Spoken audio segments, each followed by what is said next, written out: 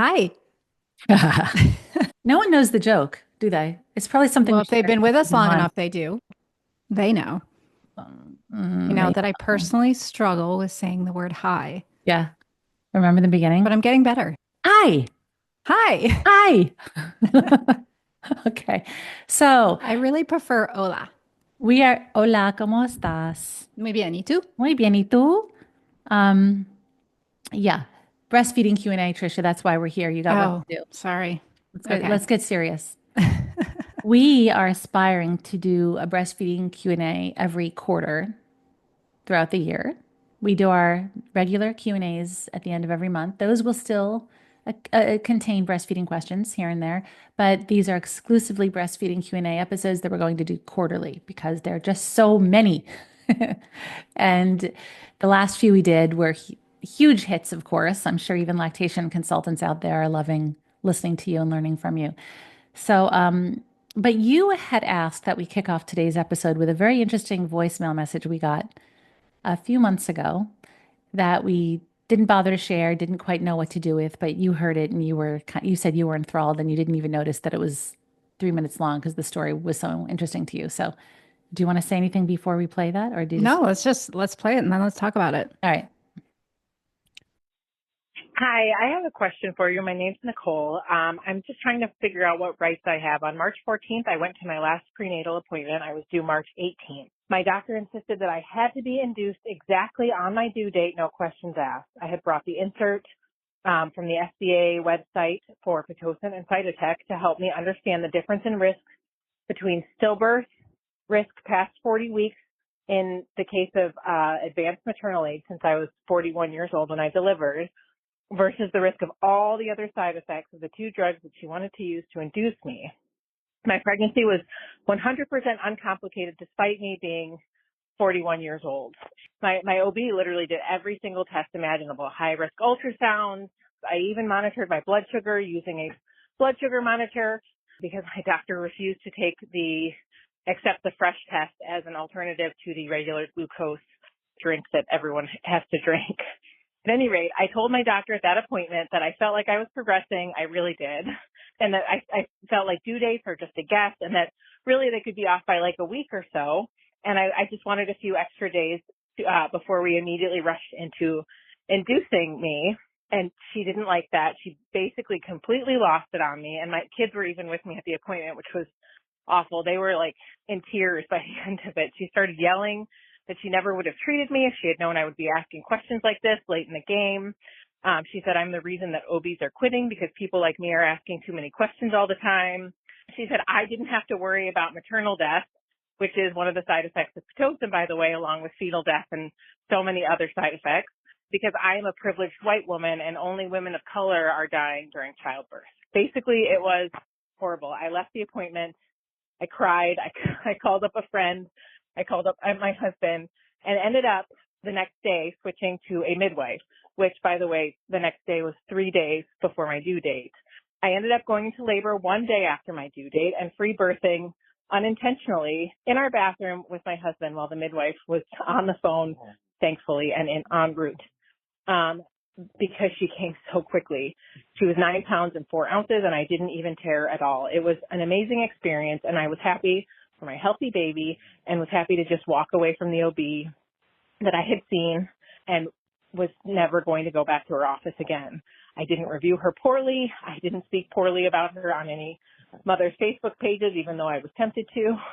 On numerous occasions, I left it alone. I was happy to move on. However, fast forward to last week, and I received a bill from my OB for over $2,000. When I called the billing department to confirm, it was what she was charging me was because she had spent so much time with me answering my excessive questions, so I had to pay a premium for her services. And for reference, she spent maybe 15 minutes with me.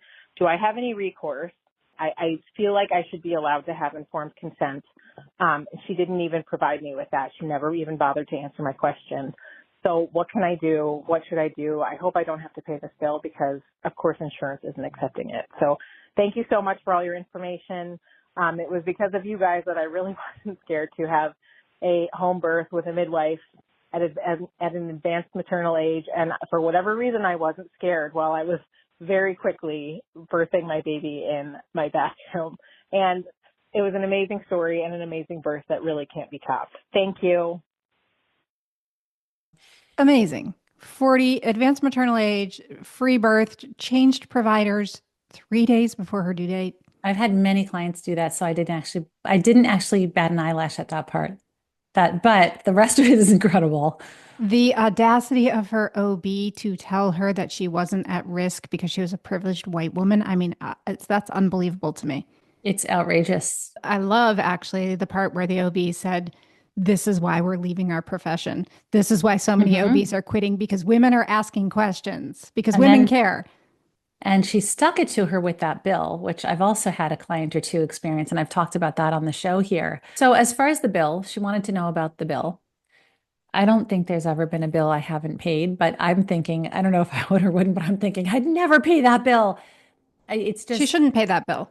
I don't think She she should pay that bill either. I don't know she what she should thinks. not pay that bill. She needs to well, first of all, if you don't pay it, it doesn't really matter because she's never Really? going back. No, it doesn't really matter. You can't actually get it doesn't not non-payment of medical bills does not actually affect your credit.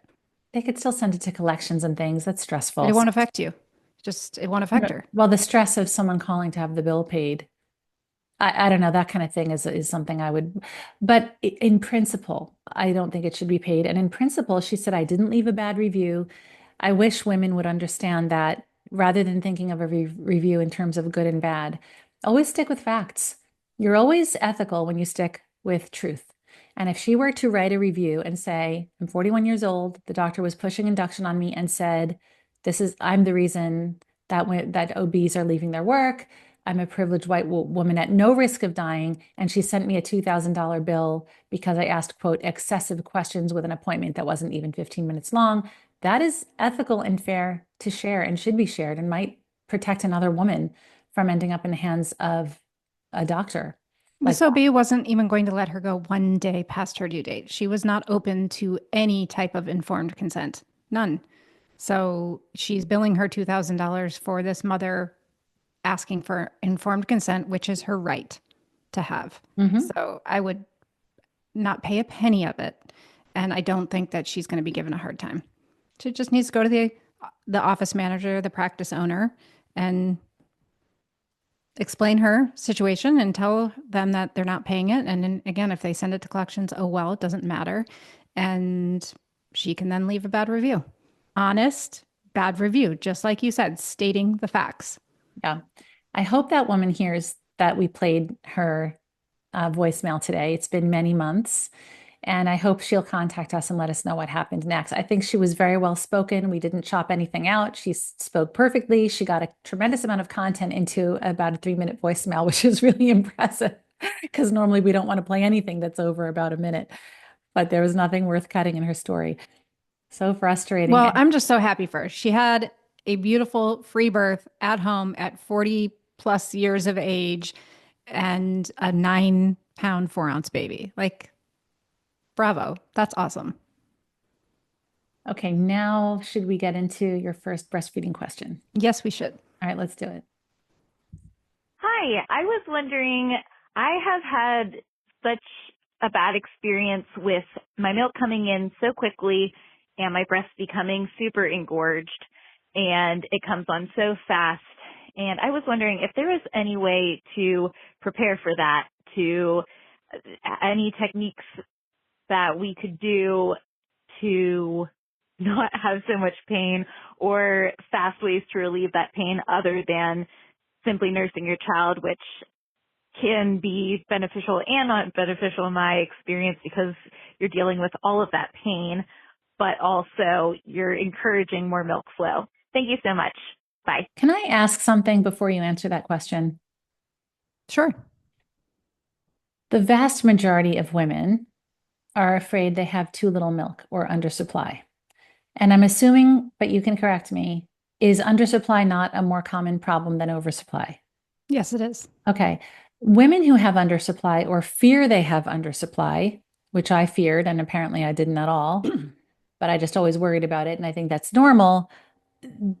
Those women don't understand why oversupply is a problem. And those women sometimes feel like, oh, gee, poor you having too much of this liquid gold. Can you first explain why oversupply is a pretty serious problem and women are so afraid to have it again when they experience it the first time with the first baby? Yes, I often see oversupply or hyperlactation as more problematic than low milk supply because with low milk supply, there's pretty specific things we can do to increase milk supply. It doesn't always end up that a woman does get to a full milk supply, but with oversupply and hyperlactation, it can be really hard to reduce it at times. And it does cause a lot of problems with the baby feeding at the breast. It can contribute to very fussy feeding, colic-like symptoms, reflux, poor sleep, frequent feedings. And then for the mom, she's more prone to plugged ducts and mastitis and discomfort. So if a mom is exclusively pumping, she's still prone to plug ducts and mastitis, but she will eliminate the breastfeeding side of the issue. So when you see these mothers who have hundreds or thousands even of ounces of milk stored in their freezers, those moms are probably not breastfeeding most of the time because their babies just couldn't tolerate that kind of overproduction of milk. It's not the case 100% of the time, but most of the time it is. Okay. So what's your advice to this woman? Okay, gosh, now I forgot the question. Oh, it's painful. She was saying it's painful. Yeah. So, yes. So sometimes if a mom has an abundant milk production or is prone to an abundant milk production, the milk does come in very abundantly in the first few days, and that can lead to engorgement and discomfort and pain. It's usually managed well by more frequent breastfeeding, lots of skin to skin. You can use cold cabbage is actually an excellent ancient remedy. Green cabbage specifically, I recommend taking the cabbage and peeling the leaves apart and then putting them in the freezer. You can't put the whole cabbage in the freezer because then when you try to peel the leaves off, they'll break. But if you peel them off first and you put them in the freezer, then they're going to be nice and cold. You just put them on the breast. And it's not just for the cold relief. Like a piece of cabbage leaf fits very nicely around the breast. It's very comfortable. You will smell a bit like cooked cabbage because it does, your breast warms it up and actually kind of like barely cooks it. It kind of cooks it. Are you serious? I never thought. Okay. So it ends up all soft and okay. Yeah. So you leave it Soft and there for a warm. few hours. You put it in the bra. You leave it there till until It's it soft feels and- kind of floppy and warm. Okay. But it isn't just because the cabbage is cold in a nice shape. There's actually two compounds in cabbage that reduce inflammation through the skin. So engorgement is also an inflammatory process. It's not just milk pooling in the breast, it's also fluids.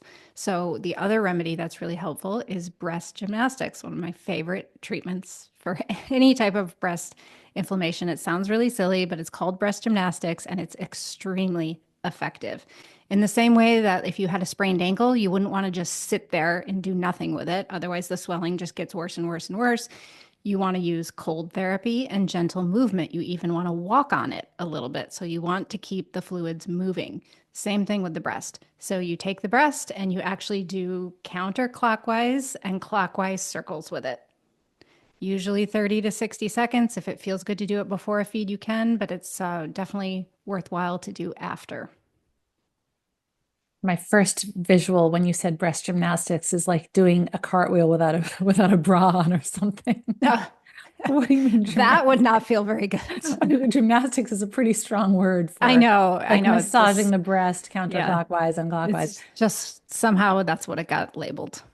Stuck. Okay. And then that helps to relieve the discomfort. Does anything actually address the oversupply and bring it down? Or is it only a matter of like managing time? It's time because it actually in the first 2 weeks, your breast milk production can be more hormonally influenced and less supply and demand. Although when we're talking about new babies and new moms, I really focus on the supply and demand because the breasts really do need that stimulation and they need to lay down all the receptors for oxytocin and prolactin. But if it's a mom who has had a history of an overproduction of milk, in those first couple of weeks, it's more of an automatic and less of a supply and demand. by 2 or 3 weeks, it starts to move more into the supply and demand. So as the baby is feeding, her breasts will then start to adjust. But so it just does kind of take time. Okay. Hi, ladies. I have a question for Trisha about breastfeeding. I'm a doula, and I have had a couple of moms recently give birth, and their babies have been really sleepy. Granted, both babies were born around 36, 37 weeks. So their lactation consultants have suggested putting them to the breast. Babies kind of latch, they suckle a few times, and then they fall asleep. So they were recommended to top them up with a bottle. And these babies have both been guzzling the bottle when the bottle is offered. So just wondering if there's any tips and tricks that I can recommend to the moms to keep the babies awake while they're on the breast and not falling asleep so much. Thanks for everything that you do. Trisha, in our February Q&A, a woman asked a question about a quote lazy feeder. Is that different from this? We reject that whole thing. You said there's no lazy baby at all. But is this the same thing, a baby dozing off at the breast, or is the quote unquote lazy feeder about like a suckling mechanism that everyone's accusing babies of not doing? Well, I think people could call either one of those babies lazy, and these babies that she's talking about could also be called lazy, but they're not lazy. There's a problem, and the problem is they're 36 and 37 weeks gestation. They are not even ready to be born. And when babies are born early, they're not good breastfeeders. And this is a big oversight in lactation and healthcare. I mean, lactation consultants obviously understand this, but not all OBs and midwives or nurses recognize that when a baby is born before 38 weeks, they don't breastfeed well most of the time. Again, there's always exceptions. I was recently working with a mom whose baby was born at 36 weeks and just took off breastfeeding amazingly well. But she was also a repeat mom who had a great milk supply, and that really benefited her small baby who, if she was first time mom, it may not have worked that well. So you have to give these babies time. They need to grow a little bit bigger. They need to gestate outside the womb a little bit longer before they're going to be really great breastfeeders. With the bottle, paced feeding is very helpful. So if you're feeding a baby with an upside down bottle and a baby on their back, that's going to increase the flow, and that's going to be very fast, and the babies are going to chug milk. Yes. And then sometimes that can make them a little bit flow frustrated when they go back to the breast, because the breast is variable flow. The flow at the breast changes all the time. Sometimes it's fast, sometimes it's slow. It takes a minute to get going. It pauses, it comes back. The flow at the bottle is just steady, very predictable, and often way too fast, especially if you're using the hospital bottles. They are the worst possible nipples for breastfeeding. The flow is way too fast, and the bottle nipple is way too long. So pace feeding is really important. Using a slow flow nipple is really important, and using a breastfeeding friendly bottle is really important. What's a breastfeeding friendly bottle? A breastfeeding friendly bottle is a bottle that has a certain type of nipple shape that is more like feeding on the breast. So most bottle nipples are very long. They have that, the part that you would call the teat is very long, and a mother's nipple is not. It's short like this. And so you actually want a bottle that has a very short nipple tip and a wider base at the bottom, so that the baby is actually having to open their mouth wider to latch onto the wider part of the breast and not on the nipple. If the nipple top is long, the baby just latches onto the nipple. And then when they try to go to the breast, they nipple feed instead of breastfeed. Right. So I recommend the Even Flow Balance bottle. It's an amazing bottle. It's kind of unlike any of the other bottles on the market. It's always sold out. So if you're planning on breastfeeding and having some bottles in the picture, get them now. Hey guys, I have a couple questions here, breastfeeding related. So I know that people talk about not using a portable pump as their quote unquote main pump. I'm just looking for some clarification on what that really means. I'm someone who I only pump at work, sometimes in the car on the way somewhere as well, but I've always used my Spectra over the last 2.5 years, and I recently got like a hands-free pump. So I'm just wondering if I can use that now instead, or if I'm still supposed to use the Spectra sometimes. For reference, I also am known to be somewhat of an overproducer and am prone to like clogged ducts, stuff like that. So I know I need to make sure I'm emptying as much as I can. And then my second question is, I've read that when you're nursing, it kind of pulls like calcium out of your bones. I don't know if that's true or not, but if so, at what point does it does it go back in? Does it recalcify or something? Is there a point in time, maybe after you're done nursing, where you should focus on your calcium intake, try and increase that to help with that? I hope that makes sense. Thank you. So I love a portable pump because if a mother can be pumping and doing other things, her pumping is going to be much more effective. One of the biggest challenges to pumping and increasing milk supply is the fact that a mother has to sit down and find 15 or 20 minutes, or in some cases, 30. Some women pump that long. I don't encourage that or recommend that. But, you know, 7 or 8 times a day, they're going to sit down for 20 to 30 minutes and be, stuck to a wall. That is what makes pumping very stressful and creates a lot of performance anxiety around pumping, which then blocks oxytocin, which then blocks the release of your milk, which then prevents you from increasing your milk supply. So a portable pump is a great alternative. However, the portable pumps that fit inside the bra, they are not very effective at removing milk. For a mom, like she said, she has a great milk supply, it might be fine. But for most mothers, and in my experience, these wearable pumps that go inside the bra don't remove milk as well. Baby Buddha does make a portable pump that is more of the classic flange style, and this pump is awesome. So it's always my go-to. I love the Spectra that she has too, but again, that requires you to basically be sitting down, which is fine. Sometimes in the day you can sit down and pump for 15 minutes, but if you're needing to pump 7 or 8 times a day, that's not really realistic. So the Baby Buddha is wearable. You can move about the house, you can wear a pumping bra, and you can be hands-free.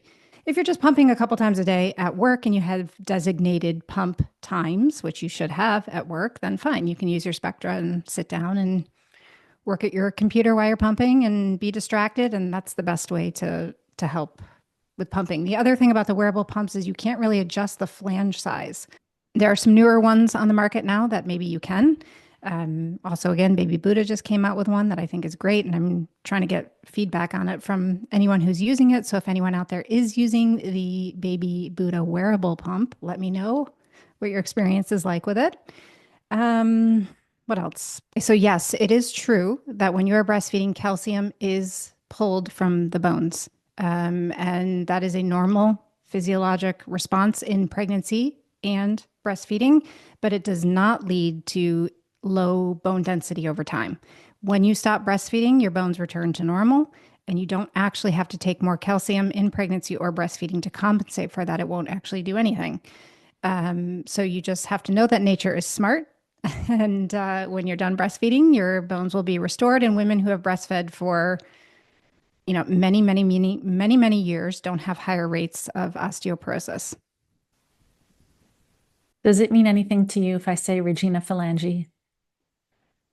Isn't that from Friends? Yes, I told you that in a previous episode. I'm still not giving you credit. Oh, when I said flanges. Every time you say flange, I think Regina Phalange. And every time I mention it, I always have to tell you it's from Friends. So I remembered. Well, yeah, but only because I've told you, not because you've watched the show enough. Okay, on Friends, what is Regina Phalange referring to? I don't know. What is it? What is she referring to? Well, who? Who? What character? I don't know. Oh, Phoebe. Oh, good. It is Phoebe. Yeah. And what about her? I don't know. I just know it's Phoebe. It's her alias. It's like her alter ego. Oh, she tells people that's her name, Regina Phalange. Yeah. Anyway, I'm sorry. What is a flange exactly? Okay. Should I show you? I have Yeah, one. sure. We're on YouTube now. Hold on. Okay. If we're going to have show and tell, then I'm going to show you a few things. First, I'll show you a flange. high time I knew what a flange was. You've honestly never seen a flange? I don't know what a flange is. I can't tell you if I Did you have or never haven't. pump? You never Yes, I pumped? did. I Then you did. know what a So, flange is. Okay. okay. Well, I will know when you show me, I You'll guess. recognize it. Are Okay. you ready? Okay. Yeah, sure. This Oh, is a that's a flange. flange. That's a Yeah. flange. That's a flange. It looks like one of those cones that goes around a dog's neck when they have surgery, It right? does. Yeah, Yes. okay. So that's the This flange. goes Okay. this goes around your nipple instead. Okay. So yeah. So flange size is important because the circumference of this hole matters, because if it's too big, your pump is going to draw in too much of your breast tissue. And if it's too small, it's going to pinch your nipple. So you need it to just be just the right size to basically just pull in just around the nipple. So The areola, isn't the areola important? Yes. Sorry. Gosh. Let me show you. Apparently, I have misplaced my breast. I probably left it at my office.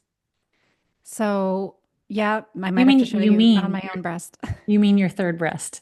Yes. So you're going to show us with one of your first two breasts? My breast that goes everywhere with me. But it's not with me today. Anyway, yeah. So you don't want too much of the areola to be drawn into the flange, basically. So, and you can measure. There are little devices to measure your nipple size to try to predict the right flange size. But honestly, the best way to measure it is to put your pump on and watch what is happening to the nipple and the areola while you're pumping and have it evaluated for size. That's what I recommend. All right. Thanks for demonstrating. One more demo since we were talking about bottles. This is the Even Flow Balance bottle. Wide based nipple, and you can see how short the nipple tip is. Most other bottles have a nipple tip twice as long. And again, that means that the baby's going to feed on the nipple and not on the bottle. So if you see, like, my fingers are really spread apart here, this is how wide you want the baby's mouth to be, not like this. Got it. Great. Everyone can watch on YouTube now and see what you just demonstrated, including the demonstration of your own bare breasts. Shoot. Just kidding, everyone. God. Next time. Next time. Next time. All right. It's quickie time. Okay, quickies.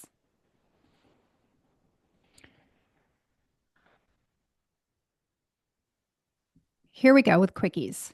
First one, when will a forceful letdown calm down? I am 7 weeks postpartum and I have an intense feeling in my breast, but no leaking. So this is just individual. Some women feel their letdown, some don't. Some feel it very strongly, some don't feel it at all, some just feel it in the middle. Sometimes it is actually related to magnesium deficiency. So taking a magnesium supplement, magnesium glycinate in particular, can be helpful because that's a smooth muscle relaxer. And when your letdown is happening, it's the contraction of the smooth muscle. So it is the contraction of the smooth muscles in the breast. So, lots of people have magnesium deficiency, so it might be worth trying. How long should I nurse on each side to ensure Foremilk, Hindmilk balance? I really don't like mothers to think about this.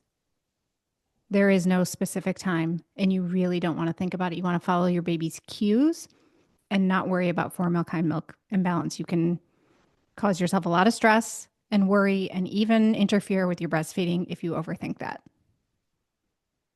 Only humans, only humans. All the barnyard animals who are breastfeeding their babies can't possibly think about such things and therefore can't worry about it, and everything is working just fine. We have to remember that breastfeeding is best and most effective when we are more in our right brain and less in our left brains. It's a right-brained activity. It's very hard to turn off that intellect. It's very hard. It is. And that way we manage anxiety. This is how a lot of women manage their anxiety. I have a woman in my postpartum group. She's been there for about 2 years, had her second baby last spring. And she's just a classic organized woman, always kept track of diapers, naps. And one day we got into a conversation and I just said, "Are you sure that isn't building anxiety?"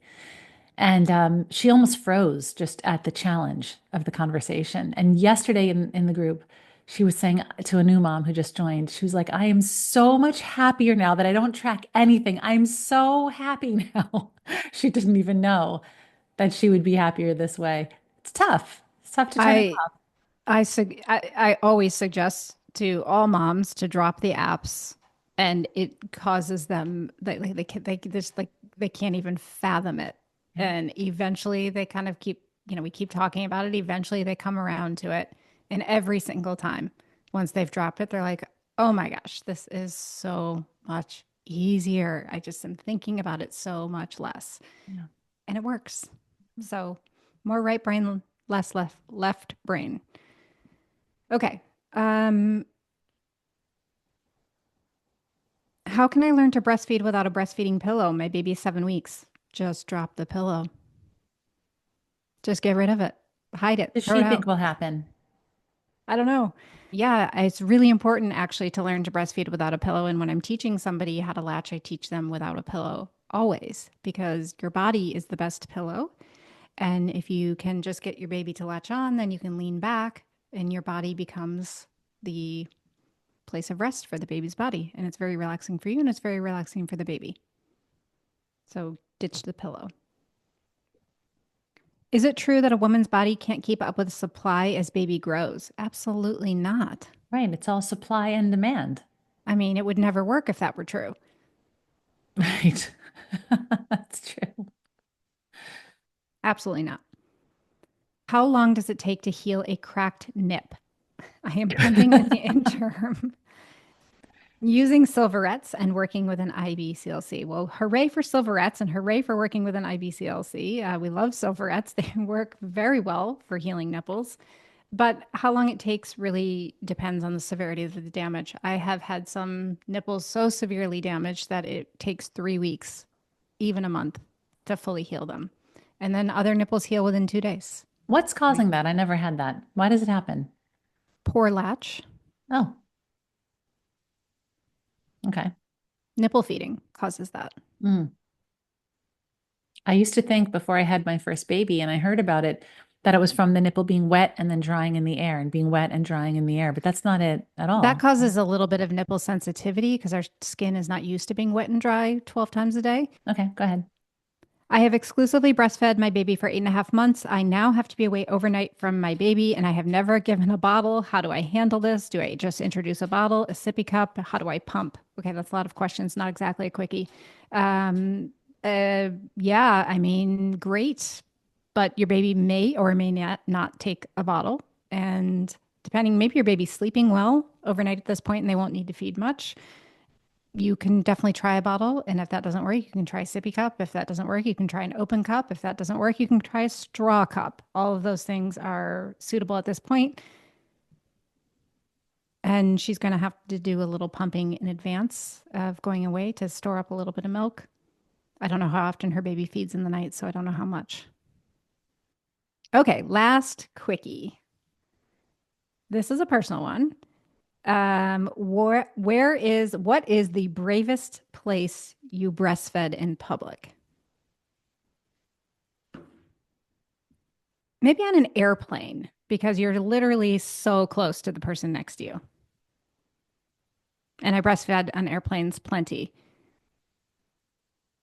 What do you think yours is? The only time I remember feeling self-conscious and desperate and had to breastfeed was when I was in a store. And I remember because I didn't feel it took bravery. I just breastfed my baby in restaurants or anything like that. But in a store once, I remember like, oh no, because I just felt like I had no privacy. I couldn't sit down. I was standing and I just had to breastfeed. And I don't really remember the details around it, but I remember feeling self-conscious and kind of going to an aisle where I didn't see anyone, at least for a moment or two, and just breastfed for as quickly as possible to calm my baby.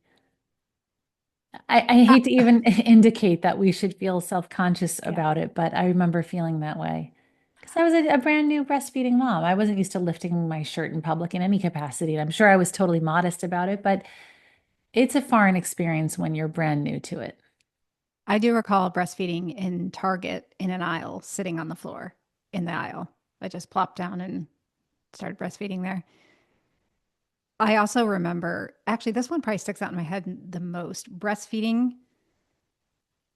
in a meeting with my family business in front of the senior members of the family business who were really not at all comfortable with a breastfeeding mother. I don't know if they ever even had seen somebody breastfeed, but I just remember being in the meeting.